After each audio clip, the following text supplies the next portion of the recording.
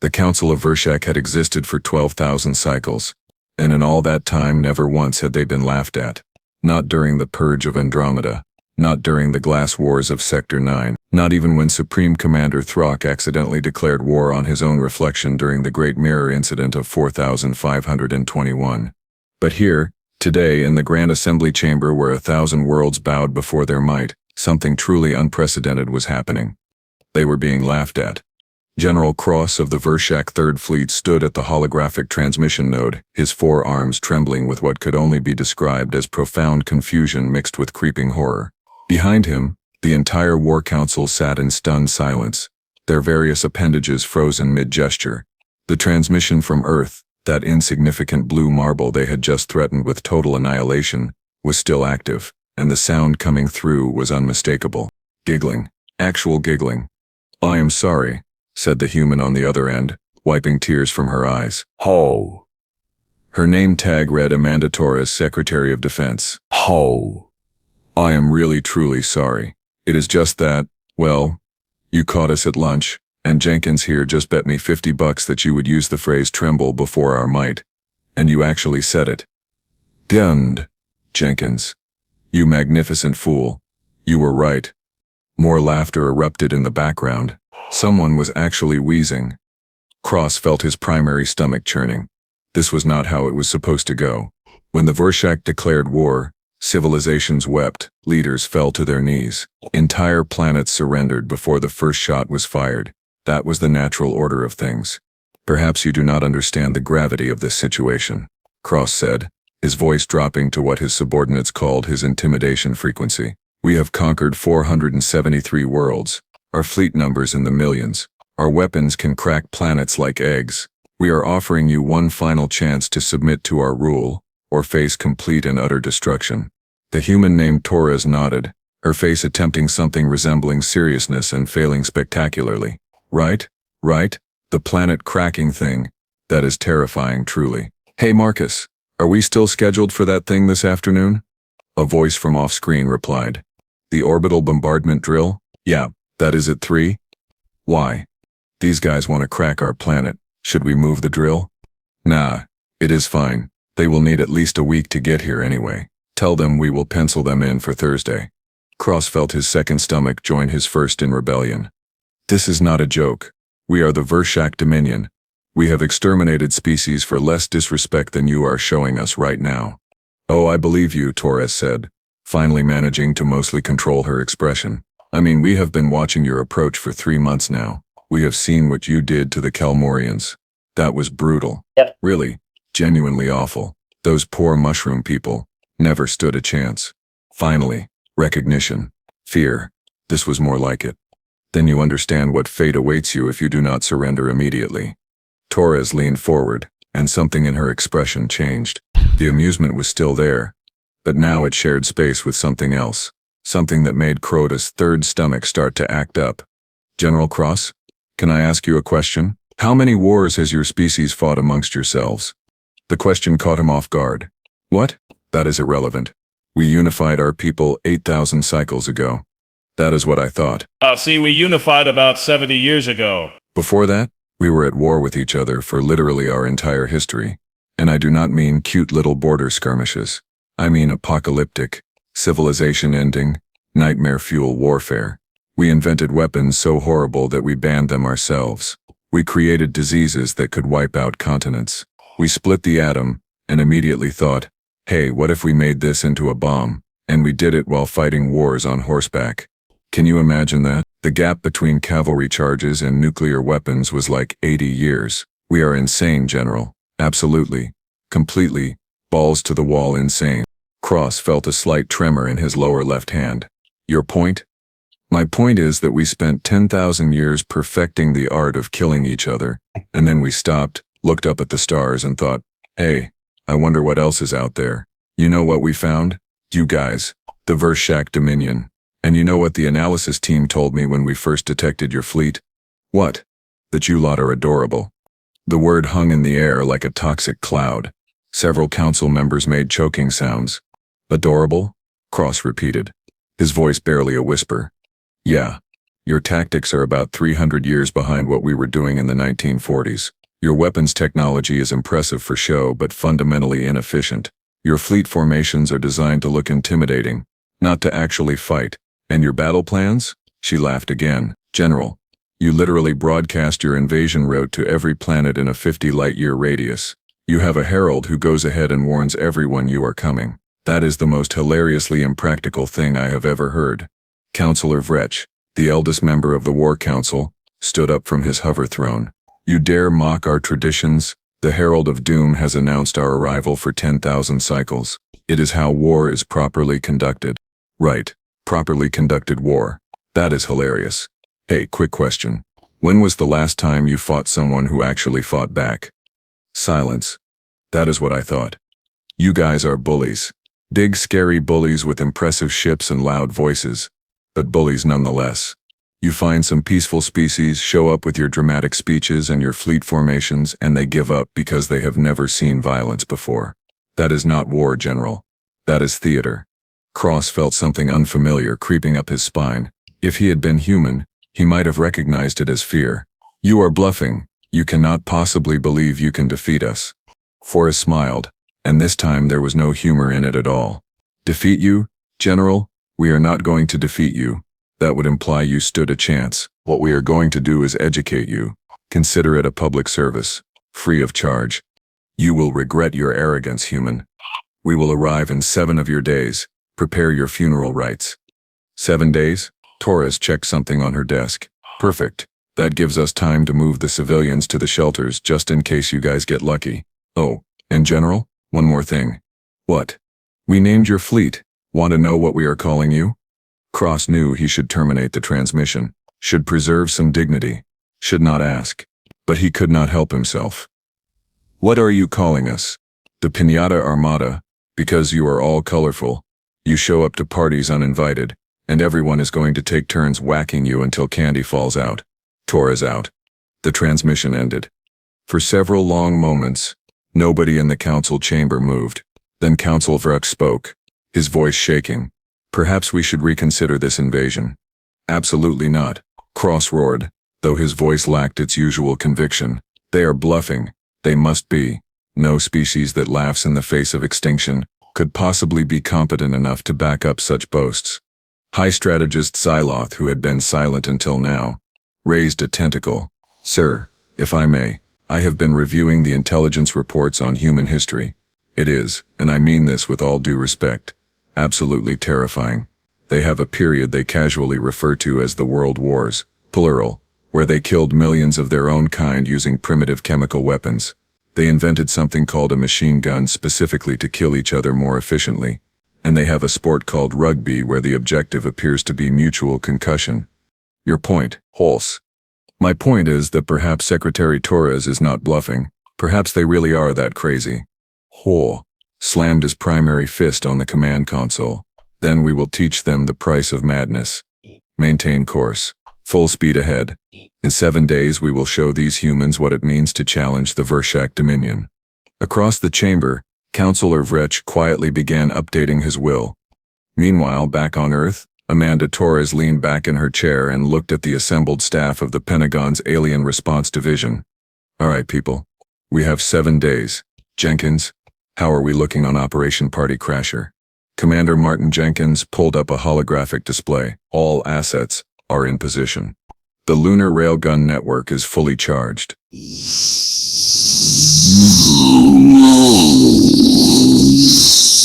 The asteroid belt mines are armed and waiting. The stealth satellite grid has been mapping their fleet since they entered the system. And the Space Force is very, very excited to finally have something to shoot at besides space junk. Excellent. What about the welcome package? Lieutenant Sarah Park grinned. The care package is ready, ma'am. We have loaded the diplomatic drone with everything on the list. Hull 50,000 copies of The Art of War, 10,000 instructional videos on modern military tactics, and one very special gift from the President. The flag? The flag. Torres nodded in satisfaction. Good. Make sure it is gift-wrapped. I want them to know we put thought into it. What about the civilians? Evacuation to the bunkers is proceeding smoothly. Nobody is panicking because, well, everyone has seen the enemy fleet specs. The consensus on social media is that this is going to be hilarious. God, I love this planet. Anything else? General Robert Hayes, the grizzled commander of the Space Force, cleared his throat. Ma'am, are we sure we want to embarrass them this badly? I mean, they might get angry and do something stupid. Torres considered this. General, they threatened to crack our planet like an egg and enslave our entire species. I think we are well past worrying about their feelings. Besides, if we are going to have a galactic reputation, we might as well make it memorable. Fair point. All right then, let's give these Vershak bastards a welcome they will never forget. Meeting adjourned. Oh, and someone get me the president on the line. She is going to want to approve the one-liner I have planned for when we decloak the fleet. As the staff filed out, Jenkins lingered behind. You know, Amanda, I have been thinking, what if we are wrong? What if they are actually competent, and we have been overestimating ourselves? Torres looked at him with the expression of someone who had spent 30 years studying military history. And 20 more preventing wars. Phew. Martin, they sent a herald ahead to announce their arrival. They paint their ships bright red and gold so everyone can see them coming. And their general literally told us he would arrive in 7 days, giving us a full week to prepare. These people are not warriors. They are cosplayers with real guns, and it is time someone taught them the difference. She paused at the door, turning back with a grin. Besides, we have been preparing for hostile alien contact since the 1950s. We have had contingency plans for this exact scenario since before either of us was born. The Vershak have no idea what they are flying into. The Piñata Armada? The Piñata Armada. Jenkins shook his head, smiling. God help them. I do not think God is taking their calls anymore, Martin. Not after they blew up that monastery planet last year. Pretty sure they are on the divine shit list. As Torres left, Jenkins pulled up the tactical display one more time, looking at the glowing dots representing the Vershak fleet. 12,000 warships, hundreds of kilometers long each, armed with enough firepower to sterilize a planet. And they had absolutely no idea what they were about to fly into. He pulled up another display. This one showed Earth's defenses, hundreds of stealth satellites armed with kinetic kill vehicles, the Lunar Mass Driver Network, capable of accelerating projectiles to a significant fraction of light speed, the Asteroid Belt Defense Grid, built in secret over the past 50 years, the Solar Collector Array, which could focus enough energy to melt a moon, and the Space Force fleet, smaller in number, but generations ahead in technology. But the real weapon, Jenkins knew, was not any of those things. The real weapon was something far more fundamental to human nature. Humans had spent 10,000 years learning how to kill each other, and they had gotten really, really good at it. And then they stopped, looked up at the stars, and wondered what else they could apply those lessons to. The Vershak were about to find out. In 7 days, the galaxy was going to learn a very important lesson. You do not threaten Earth.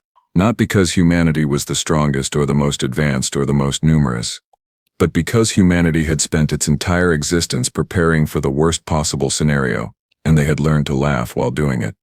The countdown had begun. And somewhere in the depths of space, the Vershak fleet continued its approach, completely unaware that they were not heading toward a conquest. They were heading toward a masterclass. Day 5 before the scheduled arrival of the Vershak fleet, and General Kross was beginning to understand what the humans meant by a bad feeling. It started small. Subtle. The kind of thing you could dismiss if you were determined enough to maintain your denial. First, there was the music. Sir, we are picking up another broadcast from Earth. Communications Officer Drelix reported, his voice tight with confusion. Ignore it. They are attempting psychological warfare. It will not work on disciplined Vershak minds. Sir, they are playing something called Fortunate Son at maximum volume across all frequencies. They have been playing it for 6 hours straight. Kross rubbed his temples. Or rather, the Vershak equivalent of temples, which were located somewhere near his neck ridges. Ah, fine. What else are they doing? Well, sir, they have begun naming their weapons platforms. There is one particularly large satellite they are calling the Consequence Finder. Another is designated the Attitude Adjuster. And there appears to be a massive railgun on their moon, labeled the Apology Generator. Apology Generator? Yes, sir. According to the message attached, it generates apologies by removing the need for further conflict. Their words, not mine. High Strategist Psyloth entered the command deck, his tentacles drooping in what could only be described as exhaustion. General, we have a problem. Another one? I have finished analyzing human military history, all of it. Sir, these beings are not rational. They have a documented tendency to respond to overwhelming odds with what they call sippus and stubbornness. During their Second World War, one of their leaders was told his nation would be conquered in weeks. His response was to give a speech promising nothing but blood, toil, tears, and sweat. And then they fought for 6 years. 6 years, General. They lost entire cities and kept fighting. They invented new ways to kill each other in the middle of fighting. They are not like the other species we have encountered. Kross waved a dismissive hand. Primitive history. They have been unified for decades now. They have gone soft. Have they, sir? Because 3 hours ago, they sent us a gift package. A what? Zeloth activated a holographic display. Floating in space directly in their flight path was a small diplomatic drone. It was gift-wrapped. Actual wrapping paper, with little earth patterns on it. Balloons and cakes and something called pizza. What is in it? According to the manifest they helpfully provided, it contains educational materials, books on military strategy, historical documentaries, and a personal message from their president. This is an insult. Yes, sir. But here is the interesting part. I had the analysis team scan the materials they listed. General, these are not primitive texts. The strategic thinking in some of these documents is more advanced than anything in our own military archives. There is one book by a human named Clausewitz that fundamentally redefines the concept of warfare. Another by someone called Sun Tzu that predates our own civilization and contains insights we never considered. These humans have been thinking about war longer than we have existed as a species. Hoss felt his fourth stomach beginning to ache. Hoss, what was the president's message? Zeloth hesitated. Sir, I do not think you want to know. Tell me. It is a flag. One of their national flags. Oh, there is a note attached that says, "You will need this for the surrender ceremony. We monogrammed it for you. No charge. Love, President Kim." Army. The command deck fell silent, except for the continued playing of Fortunate Son in the background. Counselor Vrech, who had been unusually quiet for days, finally spoke up. General, perhaps we should open negotiations. A tactical withdrawal, perhaps. We could claim we were testing their defenses. We are not retreating from a species that gift-wraps their insults. Kross roared, though his voice cracked slightly on the last word. We have our pride, we have our honor, we have our reputation. Sir, Drelix interrupted. We are receiving another transmission from Earth. It is Secretary Torres again. Put her on. The holographic display shifted, and there was Amanda Torres sitting at her desk with what appeared to be a cup of coffee. Behind her, Kross could see a countdown timer on the wall. 2 days, 7 hours, 14 minutes. General Kross, how are you doing? Enjoying the music? Your psychological tactics are transparent and ineffective. Human. Sure they are. Listen, I am calling as a courtesy. We have been tracking your fleet's approach, and I noticed something interesting. You are maintaining a tight formation, all ships within a few thousand kilometers of each other. That is really pretty, from an aesthetic standpoint, but tactically it is kind of a disaster. I mean, one good kinetic strike and the debris from the first ship will take out like 50 others. It will be like dominoes, but with trillion-credit warships. Kross felt a chill. You are bluffing. You do not have weapons capable of such precision strikes. Torres took a sip of her coffee. General, we can hit a target the size of a dinner plate from Earth orbit. We have been doing it for sport for 30 years. We have competitions. There are trophies. Some teenager in Houston holds the current record. She is 14. Her name is Emily, and she wants to be an astronaut when she grows up. We are thinking of naming a ship after her. This is more psychological warfare. Is it? Tell you what, let me prove it. See that little diplomatic drone we sent you? The gift-wrapped one? What about it? Watch what happens when I do this. Torres pressed something on her desk. On the tactical display, Kross watched in horror as a projectile moving at incomprehensible speed struck the diplomatic drone. Not near it, not close to it. The drone itself. The impact was so precise that it split the drone exactly in half, lengthwise, leaving the two pieces drifting apart in perfect symmetry. That was fired from our lunar installation 7, Torres said conversationally, from a distance of about 300,000 kilometers, while both the moon and the drone were moving, and we did it without damaging the gift inside, which is still intact and waiting for you to collect, by the way. We really did put thought into it. The command deck had gone completely silent. Even the background music had stopped. Now imagine what happens when we do that to your ships. Except instead of one projectile, we fire a few thousand, simultaneously, from multiple angles, while your fleet is stuck in that adorable little formation of yours. How many ships do you think survive that, General? Kross tried to speak. Failed. Tried again. You would not dare. The galactic community would never stand for such aggression. Torres laughed, but this time it was not the amused laughter from their first conversation. This was darker, more tired. General, let me tell you about the galactic community. We have been listening to their broadcasts for 60 years. You know what we learned? They are all terrified, every single one of them. Terrified of the Vershak, terrified of the Kelmore, terrified of anyone with a big fleet and a loud voice. You know why? Because none of them have ever had to fight for their survival. They evolved on peaceful worlds, developed technology and harmony, and then got conquered the first time someone mean showed up. They are sheep, General. Every last one of them. She leaned forward, and her expression was ice. But we are not sheep. We are wolves who learned to wear sheep's clothing because it made us feel civilized. And you just reminded us what we really are. So no, the galactic community will not condemn us for defending ourselves. They are going to be too busy celebrating the fact that someone finally stood up to you. High Strategist Xyloth moved closer to Kross and whispered urgently. Sir, she is right. I have been monitoring the galactic channels. There are species placing bets on this engagement. The odds are heavily in Earth's favor. Some are already preparing victory parades for the humans. Kross felt all four of his stomachs churning in unison. This cannot be happening. We are the Vershak Dominion. We are the terror of 400 systems. You were, Torres corrected. Past tense. Because here is what is about to happen, General.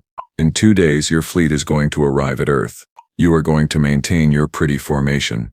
Because breaking it now would look weak, and you cannot afford that. You are going to begin your attack with your standard planetary bombardment pattern. Because that is what your doctrine says to do, and you have never needed to adapt before. And then we are going to demonstrate what actual warfare looks like. It is going to be educational. It is going to be humiliating. And if you are very lucky, most of your people will survive it. And if we alter our approach, if we adapt, Torres smiled, and it was not a nice smile, then you will prove you are capable of learning, which would be refreshing. But General, between you and me, I do not think you will, because everything we have seen suggests you lot are too proud to admit you might be wrong, and that pride is going to cost you everything. She finished her coffee. 2 days, General. I suggest you use them wisely. Torres out. The transmission ended, and once again Kross stood in silence, surrounded by his command staff, all of whom were carefully avoiding eye contact. Suggestions? He finally asked, hating how small his voice sounded. Counselor Vrech stood slowly. We could split our fleet, multiple approach vectors, make ourselves harder to target. That would be admitting we are afraid of them. Sir, with respect, we should be afraid of them. Xyloth nodded. I concur. General, I have run the simulations based on their demonstrated capabilities. If they have the weapons platforms, Secretary Torres implied, and if they are even half as accurate as she claims, we could lose 60% of our fleet in the opening engagement, maybe more. Kross slammed his fist on the console, cracking the display. No, we are not running from some upstart species that only just left their own planet. We are the Vershak. We do not retreat. We do not adapt our tactics to suit the enemy. They adapt to us or they die. That is how it has always been. Sir, that is how it has always been. Because we have never fought anyone who fought back, Saraloth said quietly. Holland. The moment we encounter real resistance, our entire approach falls apart. Secretary Torres is correct. We are not warriors. We are bullies, and bullies lose when they pick on someone their own size. You are relieved of duty, strategist. Get out of my sight. Xyloth bowed and left the command deck without another word. As he departed, Kross noticed several other officers watching the strategist go with expressions that looked dangerously close to respect. Mutiny. He was facing potential mutiny because of human mind games.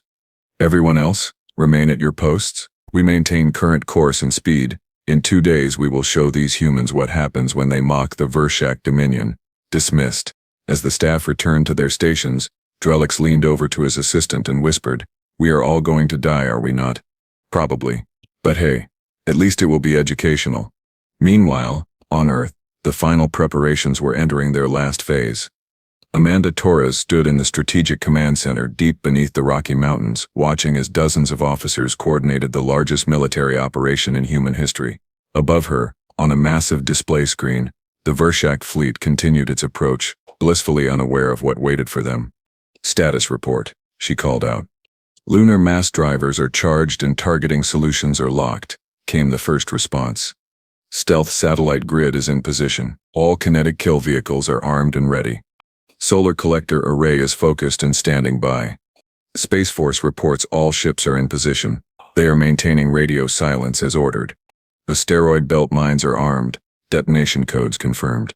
Civilian evacuation is complete. All non-essential personnel are in bunkers." Torres nodded, satisfaction evident on her face. "Excellent work, everyone.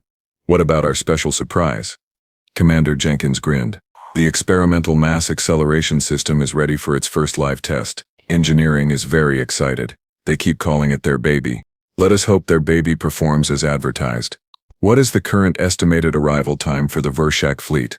43 hours, 17 minutes. They are maintaining formation and speed.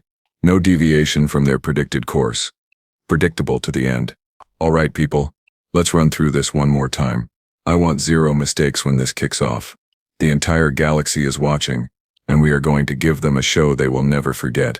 As the staff began their final system checks, General Hayes approached Torres with a tablet. "Casualty estimates are in. Based on current projections, we are looking at 0 civilian deaths, minimal infrastructure damage, and approximately 7 to 10 military casualties if things go according to plan." "And on their side?" Hayes hesitated.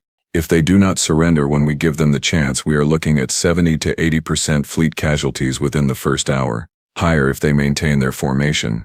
Torres felt a momentary pang of something that might have been sympathy.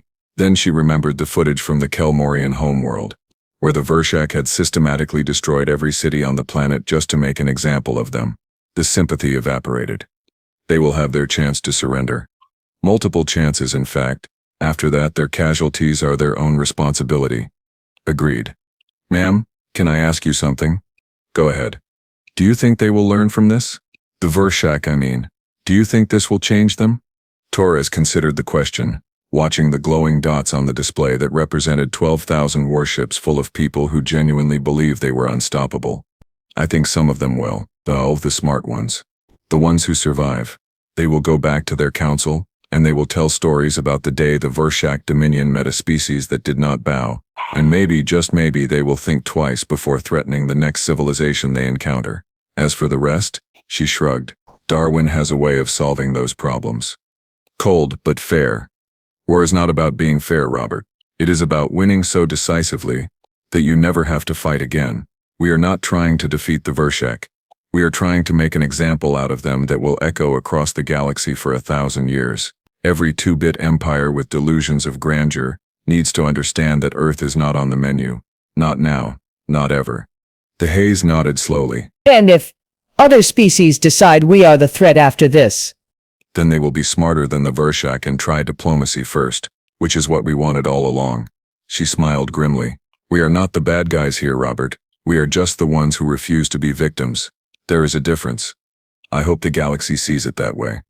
They will, because after this, every species out there is going to have to ask themselves a very important question." "What question? Do I want to be friends with humanity, or do I want to find out what happens when I am not?" 43 hours later, the Vershak fleet dropped out of faster-than-light travel at the edge of Earth's solar system, and General Kross prepared to deliver his final ultimatum. "Open a channel to Earth," he commanded, his voice steady, despite the growing knot of dread in his thorax. "Channel open, sir. People of Earth, this is General Kross of the Vershak Third Fleet. You have been given ample opportunity to surrender. You have responded with mockery and defiance. This ends now. You have one final chance to submit to Vershak rule. Refuse, and we will demonstrate why 473 worlds kneel before us. You have 10 of your minutes to respond." He closed the channel and waited, surrounded by his command staff. The 10 minutes stretched like hours. Then, precisely on time, the response came. But it was not from Secretary Torres. It was not even from President Kim. It was from every single defensive, platform, satellite, ship and installation in the solar system simultaneously. The message was simple, just 2 words, broadcasted across every frequency. Game on. And then the lights went out. Not literally, but every sensor on every Vershak ship suddenly went haywire as thousands of stealth satellites dropped their cloaking and lit up active targeting systems. The Vershak fleet, bunched together in their traditional formation, suddenly found themselves in the center of a sphere of weapons platforms, each one locked onto a different ship. Sir, we are being painted by at least 4,000 targeting systems, maybe more. Evasive maneuvers, break formation. But it was too late. The humans had timed it perfectly. The lunar mass drivers fired first, accelerating projectiles to a significant fraction of light speed. 37 Vershak capital ships simply ceased to exist, torn apart by impacts that hit with the force of nuclear weapons. The debris from their destruction slammed into neighboring vessels, creating a cascade effect exactly as Torres had predicted. Then the stealth satellite grid opened up, each platform firing a spread of kinetic kill vehicles. These were smaller, more precise, targeting engines, weapon systems, and command decks. Ships did not explode, they just stopped working, left drifting and helpless in space. The Vershak fleet tried to return fire, but their weapons were designed for planetary bombardment, not dogfighting. Their targeting systems could not keep up with the speed and maneuverability of the human platforms. And then the Space Force fleet decloaked. They had been hiding in the debris field of the asteroid belt, their stealth systems more advanced than anything the Vershak had encountered. 200 ships, each one smaller than a Vershak cruiser, but faster, more agile, and armed with weapons that made the Vershak arsenal look like toys. General Hayes, commanding from the bridge of the ESS Consequence, gave the order his crew had been waiting decades to hear. All ships, weapons free. Show them how Earth says hello. The battle, if it could even be called that, lasted 43 minutes. When it was over, 8,000 Vershak ships were destroyed or disabled. 3,000 had managed to engage their faster-than-light drives and flee. The remaining 1,000 had surrendered after watching their entire formation get dismantled with surgical precision. Human casualties, 4 dead, 12 wounded, 2 satellites lost to friendly fire, 1 ship with moderate damage. On the bridge of his flagship, which had been one of the first hit and was now drifting without power, General Kross sat in stunned silence. Around him, emergency lights flickered and the sounds of damage control teams echoed through the corridors. The communication request came through, on the emergency channel. He accepted it numbly. Amanda Torres appeared on the screen, looking surprisingly sympathetic. General Kross, this is Secretary Torres. Your fleet has been defeated. Your survivors are being tractored to secure positions where they will receive medical attention and basic supplies. You have my word that all prisoners will be treated in accordance with the Geneva Conventions, which I will explain to you later. Do you wish to discuss terms of surrender? Kross found his voice, though it came out as barely a whisper. How? How did you do this? Torres sighed. Because we spent 10,000 years learning how to fight, General. While your species was conquering peaceful civilizations, we were fighting each other with everything from rocks to nuclear weapons. We learned tactics, strategy, adaptation. We learned that in real war, looking intimidating means nothing. Results are all that matter, and we got very, very good at getting results. We never stood a chance, did we? No, General, you did not, but that is not entirely your fault. You have never had to learn because nobody ever taught you, until now. She paused. There is one more thing. What? The gift package we sent you, the one you never picked up. It is still floating out there, intact. I really do recommend you read those books when you get the chance. They might help you understand what just happened here today. Kross felt something that might have been laughter trying to escape his throat, but it came out as more of a sob. You defeated our entire fleet, and you are recommending reading materials. Education is important, General, and you just got schooled. Might as well understand the lesson. Torres leaned forward, her expression serious. Here is what happens next. You and your people are going to go home. We are going to repair your ships enough to make them space-worthy, and we are going to send you back to the Vershak Dominion with a message for your council. What message? That Earth is not interested in conquest. We are not interested in empire. We are not interested in your territory or your resources. But we are also not interested in being anyone's victim. Leave us alone. Leave our neighbors alone and we will have no problems. Come at us again, or threaten any species under our protection, and what happened today will look like a warm-up exercise. Are we clear? Crystal clear. Good. Oh, and General? One more thing. What now? Torres smiled, and this time it was almost kind. Welcome to the galaxy, Vershak. Try to be better neighbors from now on. The transmission ended, and General Kross sat in the darkness of his disabled flagship, surrounded by the wreckage of his fleet and the shattered remains of his species' pride. Somewhere in the distance he could hear human rescue teams cutting through bulkheads to reach trapped Vershak crew members. They were singing something. It took him a moment to recognize the tune. It was Fortunate Son. And despite everything, despite the defeat and the humiliation and the complete destruction of everything he thought he knew about warfare, General Kross found himself laughing. It was the laughter of a bully who finally met someone who hit back. The laughter of someone whose worldview just got shattered and rebuilt in the span of an hour. The laughter of someone who suddenly understood just how badly he had underestimated the universe. Counselor Vrech appeared at his side, sporting several bandages but otherwise intact. Sir, what are your orders? Kross looked at him, still laughing, tears streaming down his face. Orders. My orders are that we learn, Counselor.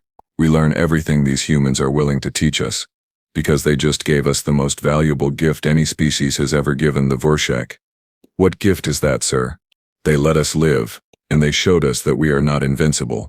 Do you know how rare that is? To have your arrogance beaten out of you, and still be alive to learn from it. He wiped his eyes. We are going to go home, Vrech. We are going to tell the Council exactly what happened here, and then we are going to change. Because if we do not, the next species we encounter might not be as merciful as the humans. Vrech nodded slowly. And if the Council refuses to listen? Kross thought about that for a long moment, watching the human rescue teams working efficiently and professionally to save Vershak lives despite having every reason to let them die. Then I think the Vershak Dominion is going to have a very short future, because the galaxy just woke up, Counselor, and we are not the apex predators anymore. We never were. We were just too arrogant to realize it. 6 months later, the Galactic Council held an emergency session. The Vershak Dominion, humbled and reformed, proposed a new treaty. A treaty that recognized Earth as a sovereign power. A treaty that established rules of engagement and diplomatic protocols. A treaty that for the first time in galactic history acknowledged that might did not make right.